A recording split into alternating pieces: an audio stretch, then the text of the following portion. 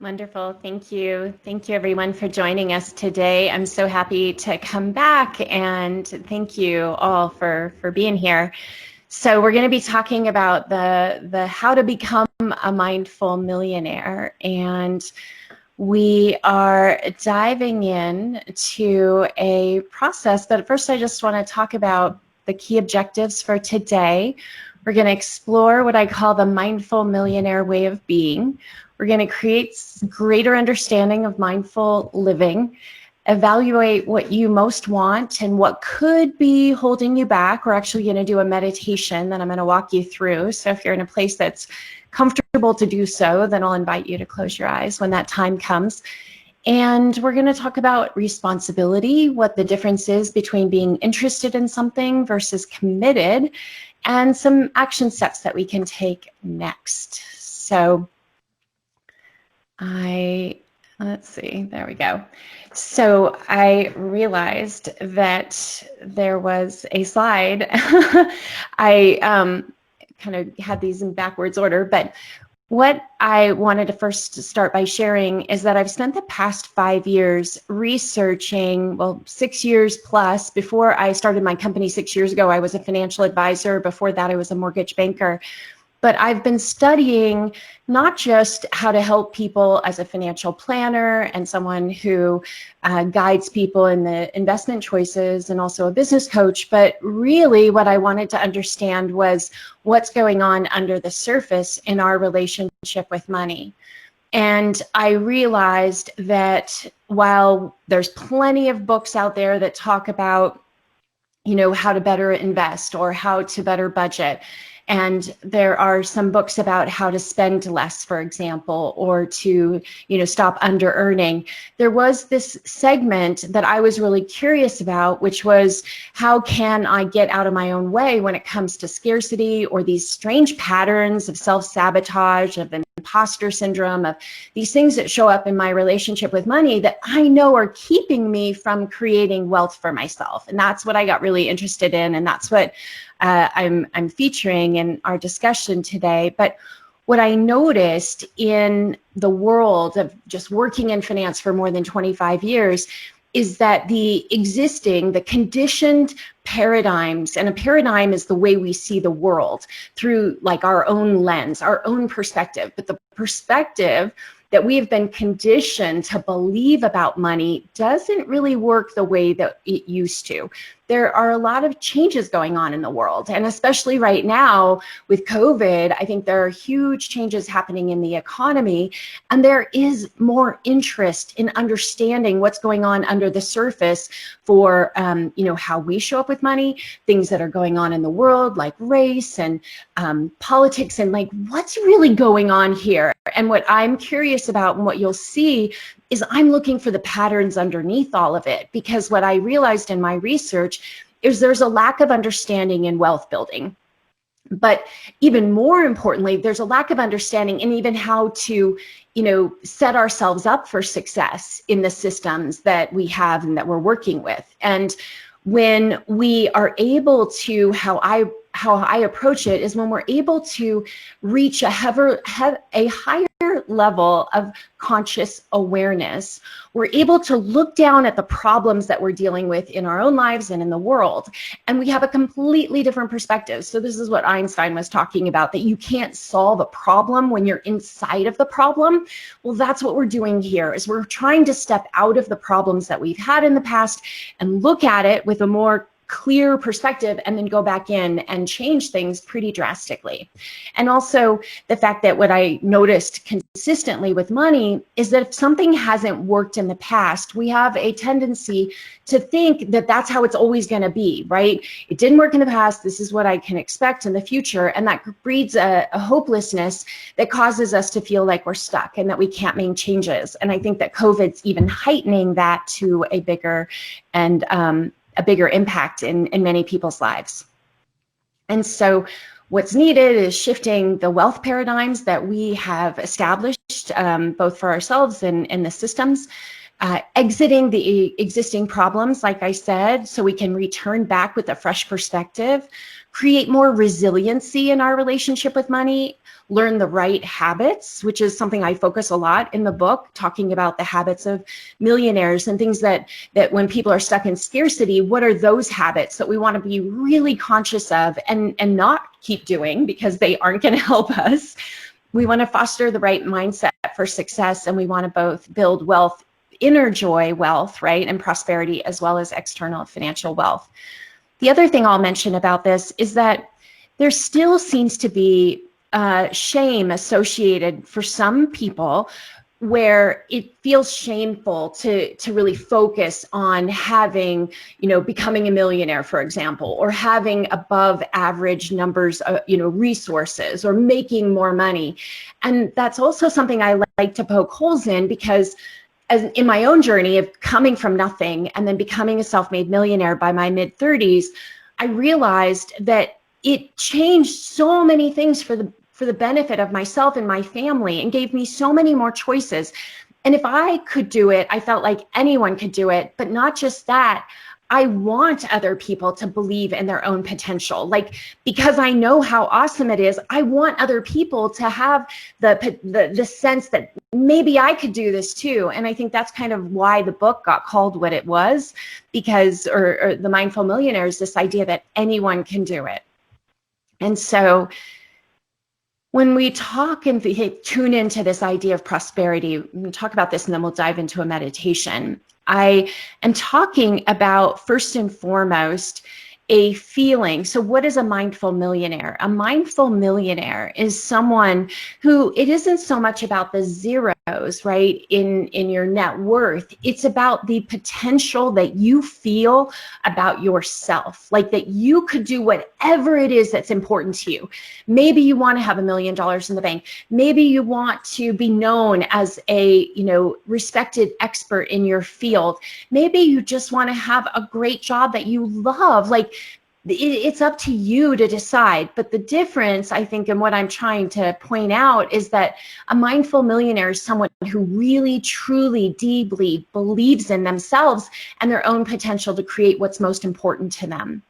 And so when we tune into prosperity, what I found, and prosperity is sort of the feeling that you've got in your life, right? So when your core values are aligning deeply with the actions that you're taking with money, and how you earn it, how you save it, how you spend it, how you invest it, like all those aspects are part of this mindful prosperity journey.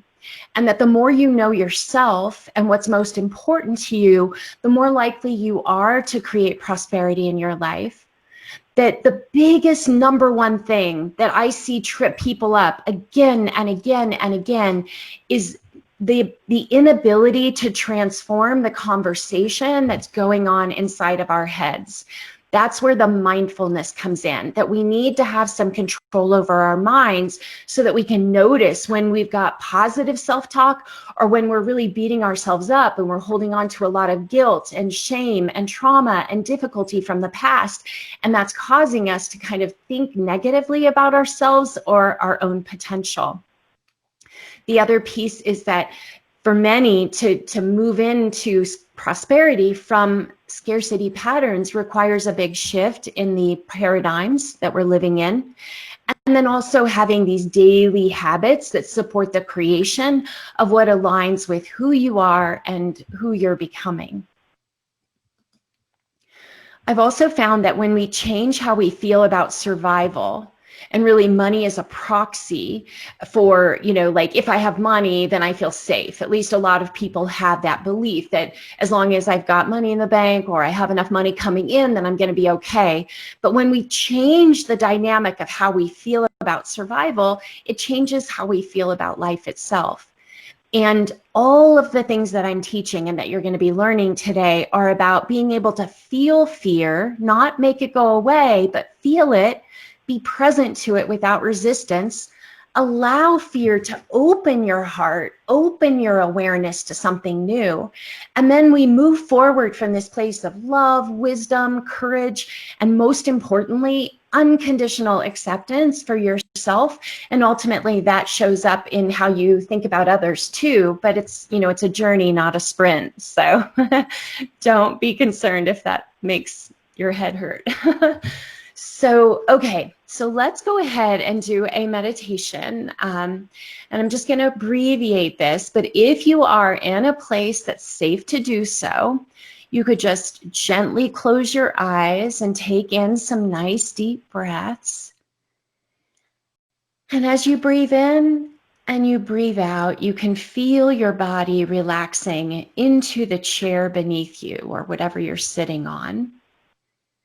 Just feeling that relaxation, maybe noticing any points of tension in your neck and shoulders, in your jaw, in your eyes.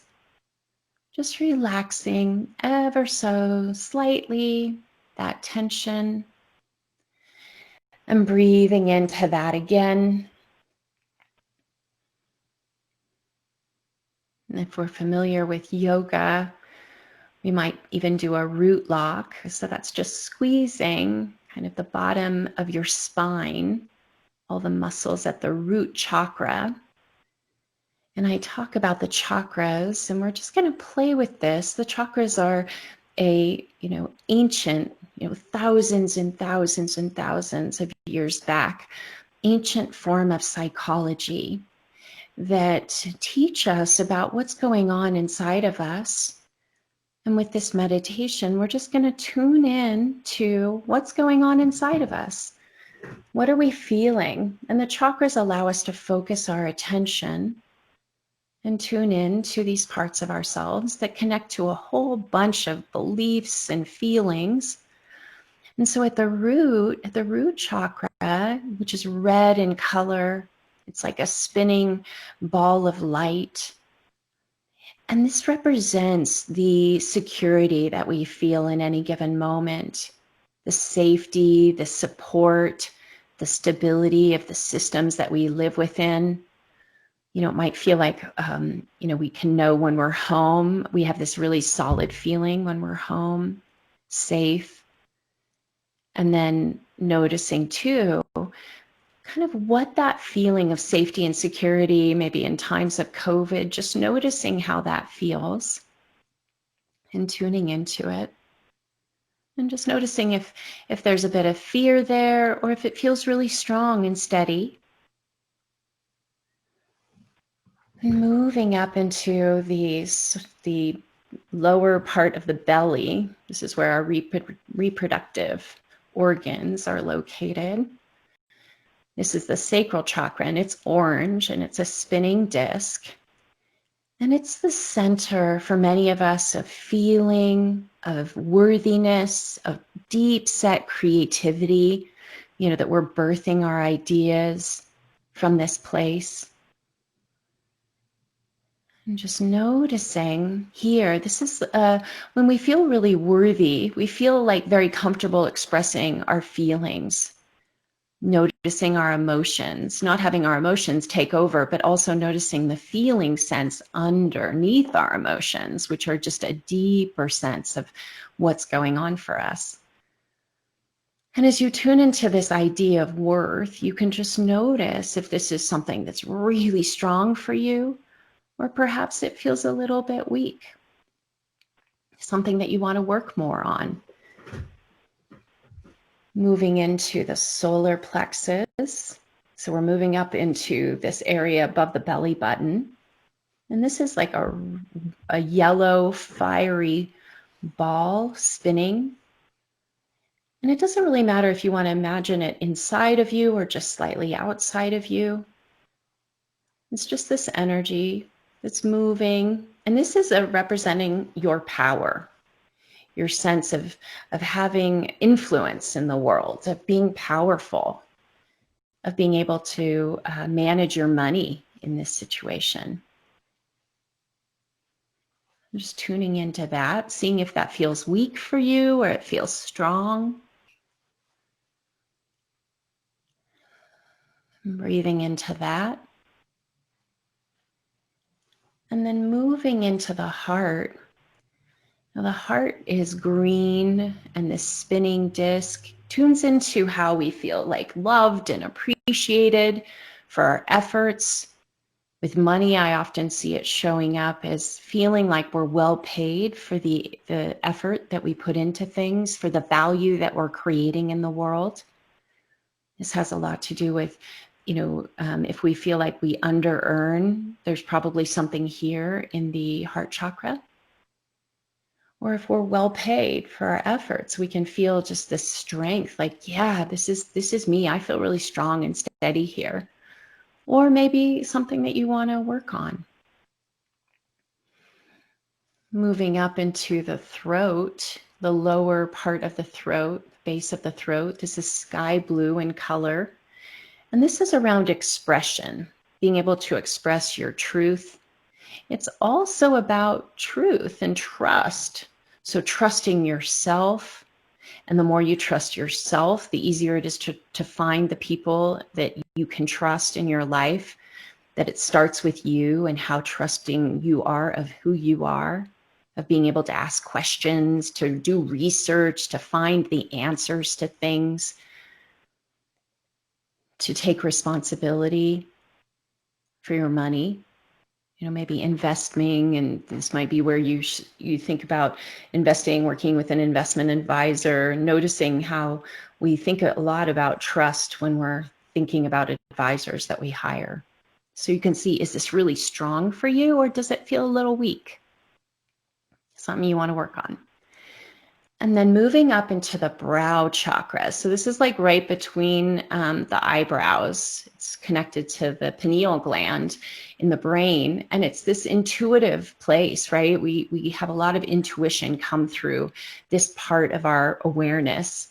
And it also ties into wisdom and experience, life experience, all the things you've learned. And I like to think of this area as like bringing together the wisdom that you've learned, part of just being alive, and then that intuitive voice that just comes sometimes out of nowhere that says, hey, listen to me. This is something you need to do. And we're bringing it together.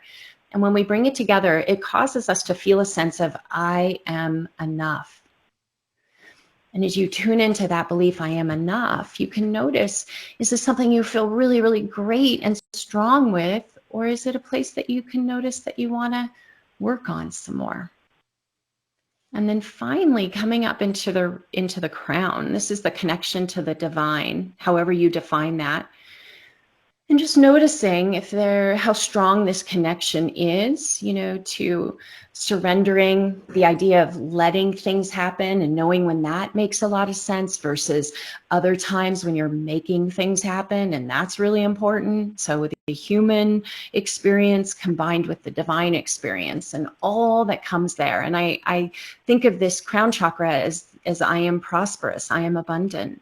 And you can check how strong or how weak you feel with that. Beautiful.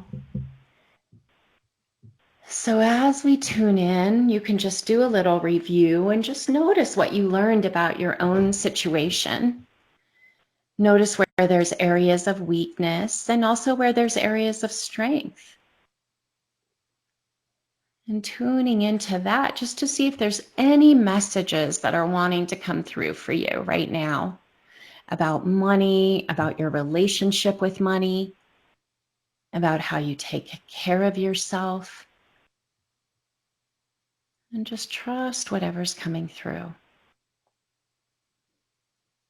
And as you do that, you can gradually begin to relax your concentration and just feel, maybe squeeze your fingers and toes and just bring your awareness back here now into the space that we've created together. And when you're ready, you can just open your eyes. And if you want to put down a couple notes, this next slide can be helpful. And just where you noticed. And feel free also to share any comments or thoughts that are coming up for you through that exercise. We'd love to see them. But just notice the root and the sacral, this worthiness. Sometimes, like with worthiness, I didn't mention this in the meditation, but that's where, our spending, our saving, our getting out of debt, like a lot of those parts of the money relationship show up in the sacral chakra area. And income and having a steady stream of income shows up in the root chakra. So those are some additions. Okay. So what I have found is that by understanding this model and taking it even one step or two steps deeper, what these methods do is they help us pay greater attention to ourselves, our relationship with money, and to how we are, showing up in a way that really serves and aligns with our core values, or places that feel really disjointed and fragmented. And we're like, yeah, I don't really understand what's going on there. I can tell there's a lot of tension, and it's something that I want to explore further. And that's the beginning of any journey, right? I write about the heroine's journey in my book. And when we can identify, what is it that's not working for us, we need that to happen in order to start to make changes for the benefit of ourselves, our family, and I think for the world at large. I'm not going to go into this in too much detail, but this is something I'm happy to share with folks who want to write to me, and I'll give you my email address. But one of the things too we're going to do here, I forgot to mention at the beginning, is we are going to give prizes at the end. So if you stay till the end, I've got some prizes for a few lucky folks. But we're also, for everyone who's interested, I can provide this breakdown of kind of what the model that is featured in the book, in the Mindful Millionaire, is showing you, like what's going on for you. And I call it the small self because I don't believe it's the true self. The small self might be struggling with money in any one of these areas. And this is what it looks like. There's a catalyst, like a realization that we go through, and that allows us to break away from sort of thinking this is the only way that we can show up with money. And then we go on a journey to not just have a breakthrough, but also to start doing things differently in our relationship with money that help us get positive reinforcement that it's actually working, because that's super, super important. I'm not really big on just teaching things that kind of go in and make you feel good, but they don't actually make a difference in your life. Like, let's make some big differences. Here's another way of seeing what we just went through in the model, in the meditation. What we're trying to do is we're trying to feel these experiences with money. We're trying to feel like we're thriving, we're orienting, right? We're able to navigate the ups and downs, the waves that come with life. We feel influential with our money, that we can actually, make a decision and actually bring it to reality. We feel valuable, and we're valuing our time, our effort, as well as that of others. We're actualizing. So if you know Maslow's hierarchy of needs, it was actually inspired by the chakra system, fascinating enough. And the top of his pyramid is that this idea of self-actualizing. Well, I think there's a few other steps. Integrating, which is that bringing everything we know together into this cohesive whole, and ultimately reaching this flowing state, this flow state. If you've read any of the flow books, you might be familiar with this state of awareness that allows us to just be in this incredible flow with all of life. The synchronicities, the magic, the opportunities, the beautiful, magical things that can happen when we're living in that awareness. It also, this model, one of the things I noticed with money is, if we just say I have a money problem, but we're not drilling it down into details, it can be very, very overwhelming. So the idea is, let's eliminate the overwhelm and keep things simple, right? Just 7 rather than a million different problems. Let's just talk about 7 primary problems that come up again and again with our money. I also created this worksheet that I'm also happy to send out, and Maggie and I will get you these things in the follow-up notes. But I saw Viktor Frankl had presented this. I didn't see him present it. I heard about it and I was completely fascinated. But I think that this is a very helpful exercise just to lean into understanding kind of where we are when you look at the big picture of your life and where you're wanting to go with your money. So these 4 quadrants, the upper left quadrant is about finding this place of contentment, but we might be struggling financially in that upper left. If we go to cross over diagonally to the bottom right quadrant, this is when we might have plenty of money, but we are not feeling fulfilled in the work that we do.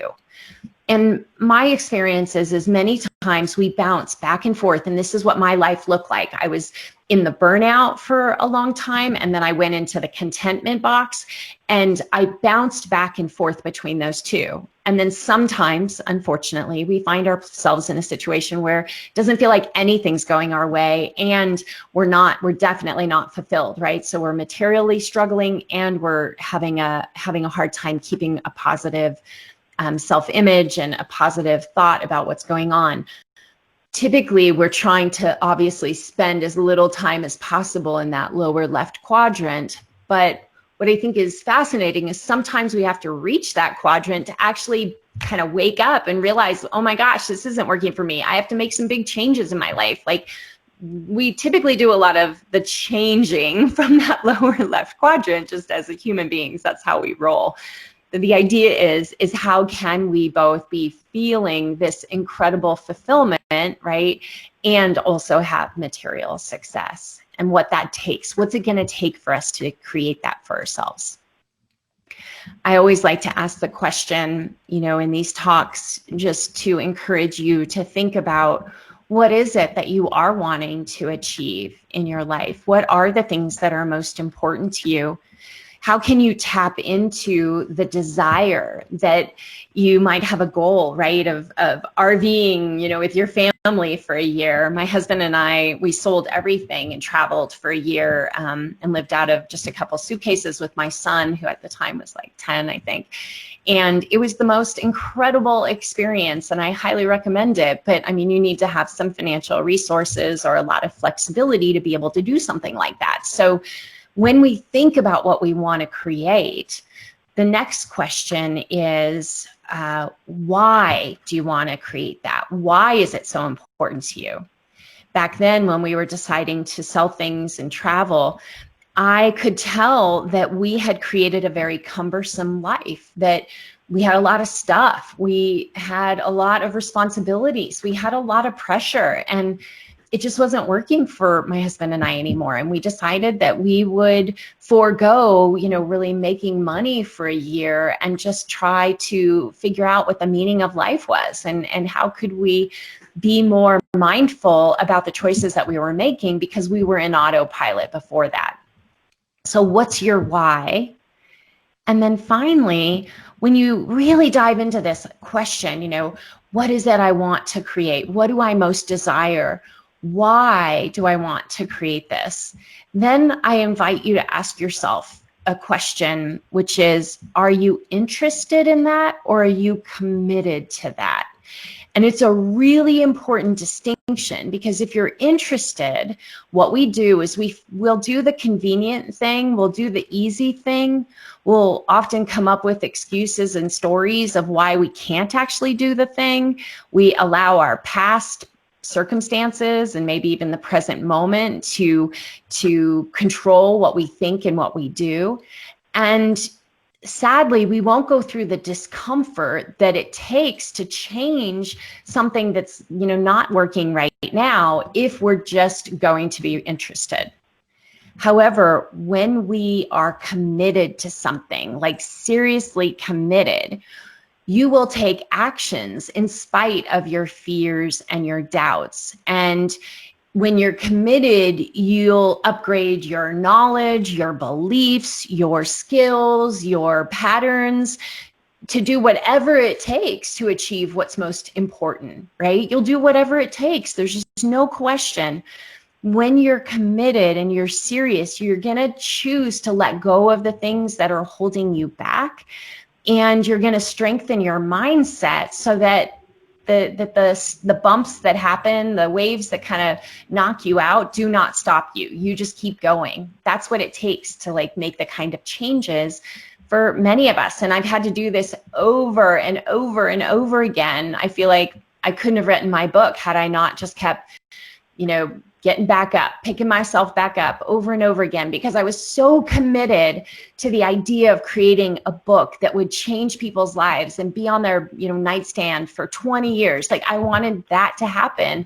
I wasn't sure I could actually do it. I didn't know if my writing was good enough, but I was like, I'm going to try and I'm going to give it everything I've got, because I was so committed to making it happen. And I think that's what led to getting a book deal and having so many cool things happen as a result. So you can do this. There were two other things that I wanted to also plant the seed on, because I love getting practical.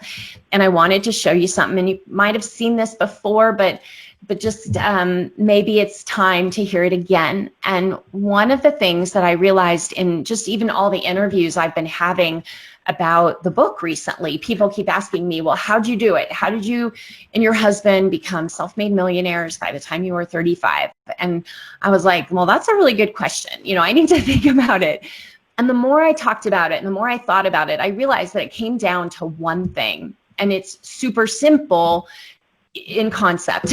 There's some details behind it. But the first thing was that I am really good at reverse engineering my pathway to achieving the goals I want. So I like to say, this is the target. This is the thing I want.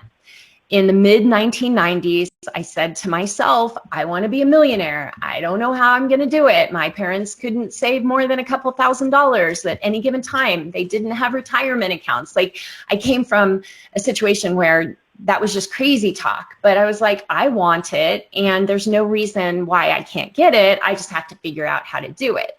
So I reverse engineered a series of steps that ultimately took us to that place 10 years later. Keep in mind, a 10-year rule is really, really good to apply, especially when you're just starting out on this journey, that it's probably going to take at least 10 years. That's why people don't remain committed, right? Because it's hard to stay committed to something for a long period of time, but that's what we do if we really want it to happen. So reverse engineering is where it's at. And I'm going to show you an example of how reverse engineering works, just with money as a simple goal. Let's say you're just starting out, and yet you know that you want to be a millionaire in 20 years, okay? And you haven't saved anything yet. So I'm just, again, using this as an example. This chart is based on simple interest. It's, simple interest of 7%. You can't get simple interest anywhere for 7%. But this is the idea of like investing and getting involved in different projects that would provide for you an average year after year 7% return on what you're investing, what you're saving. So here, let's imagine you're saving $60,000 a year, which may seem like a big number, but I'm just going to break it down a little deeper. And if you didn't have any compounding growth, that would equal around $400,000 after 20 years. But because of the growth, the time value of money, of investing, you can see how it reaches with the red line, $1 million. But a lot of the people I help and work with are coaches. And, I'm going to give you an example of that, but it just, you can come up with whatever, you need to backwards reverse engineer. And I'm just giving you an example. So let's say, okay, I need to have $60,000 in annual savings. What would that take in my business? Let's say I had a business that was making $200,000 a year, and my expenses to run that business were $40,000 less $25,000 in taxes. That leaves me about $135,000. Less personal expenses, let's say of $75,000, net savings $60,000. So like all of a sudden, I have a framework of like how much I would have to earn and how much I would have to say, I could save in this scenario. And again, if you have a salary and you're looking at that and you're like, well, what does it take? You pull out that calculator and you start running scenarios of like, what is possible? What could I do with what I've got to work with? Maybe I need to cut down on how much I'm spending for certain things. Maybe I don't buy that Tesla because if I buy the Tesla, I won't be able to afford to save the money that I'm wanting to save. Like, these are the choices we make. But once we have the goal, we start being able to make different choices because everything is about being committed to that goal. And in this case, as a coach, there may be some ways that we come up with ideas like, well, how would I get to that $200,000? And, maybe it's $2,000 a year for 70 people.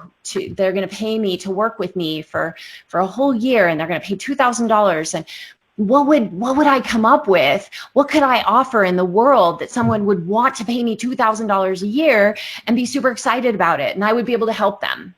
So you can see, and it goes a little further, maybe a few people pay a little bit more and all of a sudden you're at that number. Doesn't mean that the reverse engineering takes care of all the problems, but it changes the way that we think, because unfortunately we get so stuck in looking at a very fixed, finite universe rather than what are the other possibilities for myself. And really bringing it all together. So today we have talked about looking inside, looking at the things that hold us back, thinking about that matrix of like, where am I falling right now? What shifts might I want to be making? Do I want more material prosperity? Do I want more personal fulfillment? And how might I bring that about? Like, how can I reverse engineer to get to that state of awareness that I'm working towards? And there's the money journey again. And so the next steps, I'm just going to recommend, if you've enjoyed this conversation, check out the Mindful Millionaire book. If you're interested in learning more about the services and the programs that I feature, feel free to send me an email. I think that's just the easiest way. I've got a few things going on, including an opportunity to do some breakthrough coaching work with me at a very reduced price. It's a limited number of sessions that I've made available just for one time, but it's super fun to kind of dive into this process, and I want to make that available to you. You can just write to me at lpeterson, S-O-N, at wealthclinic.com. And we will get some of these freebies, the worksheet and the model to you in the follow-up email. We also have, I created a Facebook community that has over 3,000 people from all over the world. And it's super fun because as people buy the book and then they get access to the meditations and all the freebies that we're giving away, and that can be found at mindfulmillionairebook.com, where you can get access to buying the book and also the freebies. But people are sharing their stories, they're sharing their dreams, they're sharing what it takes and the changes and the shifts that they're making in their lives, and we're sharing that conversation with each other. So that is everything. I am happy to also announce that we're going to give away 2 autographed copies of the Mindful Millionaire book. And so the best way to get access to that is the first 2 people that enter their information in the chat will be the ones who get those books. And then we'll just need you to email me at lpeterson@wealthclinic.com so you can get me your address so I can send those out to you. And Maggie, I'll let you come back on. Okay, great. Thank you, Leisa. I'll remind everyone, if you have a question, you can use the chat or you can email info@savvyladies.org. So Leisa, the first question for you is asking, how would I get started to change that conversation that goes on inside my head? Sometimes I notice that little voice, but most of the time it really just comes up and I'm not even realizing the damage that it's doing. Great question.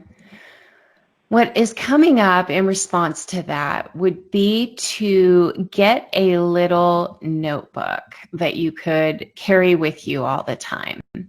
Because like you're mentioning, you're not really catching it right now, but you know it's there. And so if you could every time write a little note to yourself of like what that thought was, what that, it could be like, oh my gosh, you really shouldn't have done that, like criticism or judgment or regret, like whatever the voice is, if you could write a little note to yourself for even 7 days, I have a feeling that that would change things. Just like if I've watched friends who, whenever they spend money, they put the little note in a journal and they keep track of like all the spending. And just by doing that, they notice that the action, like they've made a commitment, they're going to write it down. And just the fact that they have to write it down keeps them from buying things. And so in this case, we're writing it down because all of a sudden we're like, oh, there it is again. And then before you know it, naturally, you don't actually want to have those thoughts. So now that you're noticing them, you start catching them at first. And then you write them down. And then after a while, you're like, I don't even want to write it down. So I'm not going to follow that thought. And in mindfulness, it's not that the thoughts don't appear for many years for many of us, but the point that I think you're trying to do when you have a daily mindfulness practice is to merely catch it and then let the thought go. You don't pursue it because it's like a downward spiral before you know it, and then it leaves you feeling really bad. In the split second of noticing it, if you don't follow the thought, it actually has no power over you, even though it came up into your mind. So hopefully that helps. Okay, great. Thank you. Next question is asking about thinking about having enough money in savings. To me, I think about having to deprive myself from little treats like dinners with friends, new clothing, and other similar things like that. How can I not feel so deprived if I do want to focus on financial prosperity? Mm-hmm. So one thing that comes up in this case, because there is this social motive, is perhaps finding other people who are wanting to do the same thing you're doing. Because if you could make your savings goals part of a social experience, you're going to have a lot of fun with it, and you're going to have the interaction. You're going to have the joy that you're seeking in those connection. I think right now, like all of us are just wanting more and more connection. If you could make it more fun, and maybe that involves one or two other people who are like, I want to do this for myself too, then that becomes a social thing. I also remember reading in this book by Erin Lowry, Broke Millennial, I think she was talking about the fact that it's really, really important to surround yourself with people who do respect, the things that are important to you. And so you want to have friends that you can say, hey, instead of going, here, which is not really great for my financial goals, just being really adult about it. Could we do this? Could we do something else? Could we do something that doesn't cost any money? And at first, it's super uncomfortable for most people, but like once you do it a couple times, you start to figure out who really has the same sorts of goals that you do.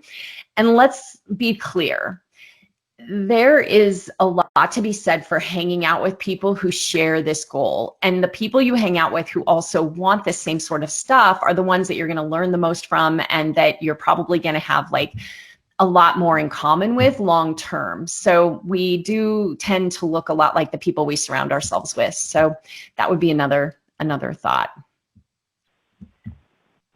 Okay, thank you.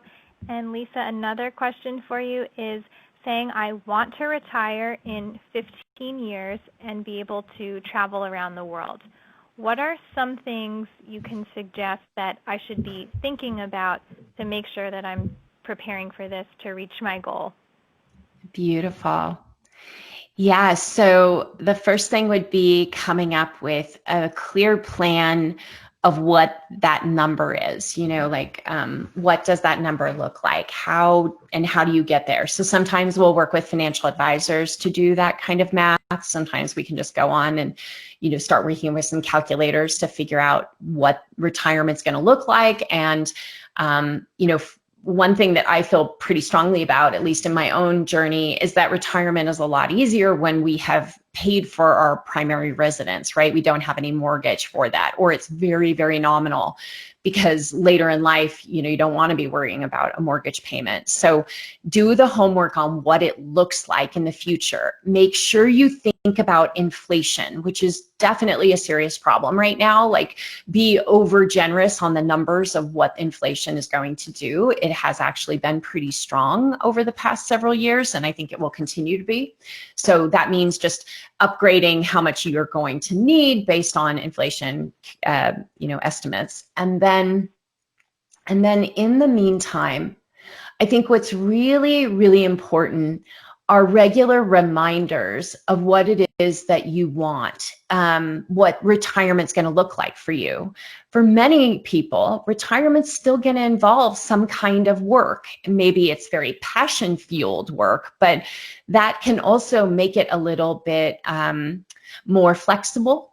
And so if you are interested in that sort of thing, then right now you could actually start developing something on the side, maybe doing some research or taking some classes or fueling some ideas of chapter 2, what you might do in your retirement that give you the ability to make sure that no matter what, you're going to meet those goals in 15 years. And you might be able to subsidize it, because nowadays a lot of jobs allow us to travel and be anywhere in the world and do them. So that would be another suggestion. There's a few. There's so many I could probably come up with. Okay, I think those are very helpful. All right, so those seem to be the questions that we have for you, Leisa. So I see that we did have 2 quick responders for the book. So Leisa and I can follow up with you over email. Is that right? We'll make sure that 2 lucky winners receive those. And thank you so much, Leisa, for doing that for Savvy Ladies. Very exciting. I know. See here, there's the book.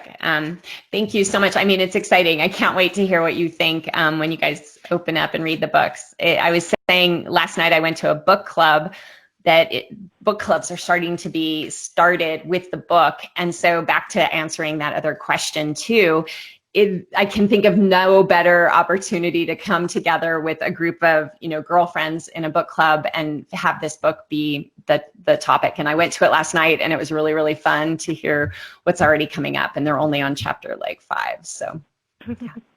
Exciting. All right. Thank you. Well, I want to thank you again, Leisa, for presenting today. And I'm seeing a lot of thank yous in the chat here, that this was really helpful for everyone. And again, Leisa, your email is lpeterson@wealthclinic.com if anyone would like to follow up. We will also be sending a follow-up email from Savvy Ladies. But Leisa, I just wanted to give you the chance again to let people know next steps if they want to connect with you. Yeah, sure. So we mentioned the chakra quiz. So that was also something that is a great way to go and take that quiz. It's at wealthclinic.com. This page that we're looking at is from the freebie page. So when you buy a book and you come and you register at the mindfulmillionairebook.com, you get access to a whole mess of worksheets and meditations and all kinds of great stuff that goes along with the book. So, and reach out to me with questions too. If you didn't get a chance to ask today, but they come up later, feel free to pop me an email and I'm happy to answer. Okay. Leisa, do you have time for one quick question that just came in? Yeah. Okay, this question is asking, how often should the meditation from the chakras be done? So I do the chakra abundance meditation that we've got here in the lower part of the screen every single day. And I know people who, I do it because I don't listen to the meditation, but other people listen to that meditation every single day and have for 3 years. I get just blown away, but it's just really powerful. It's kind of like a rehearsal for your day and what's going on in your life, and gives you a sense of empowerment that I'm on the right track. And once you memorize it, you can kind of just do it very quickly. It's about 18 minutes long, but after you do it a while, I think you could just do it for yourself. So every day is totally fine. It's very gentle and supportive. Mm-hmm. Okay. Great. Thank you for taking that last question, and thank you for answering the other questions earlier. We will be sending a follow-up email to everyone with more information. So I want to thank everyone for joining us today, and thank you again so much, Leisa. It was excellent. Thank you, everyone, for being here. I'm so glad, and I look forward to hopefully meeting you. Great. Thank you. Bye-bye. Bye.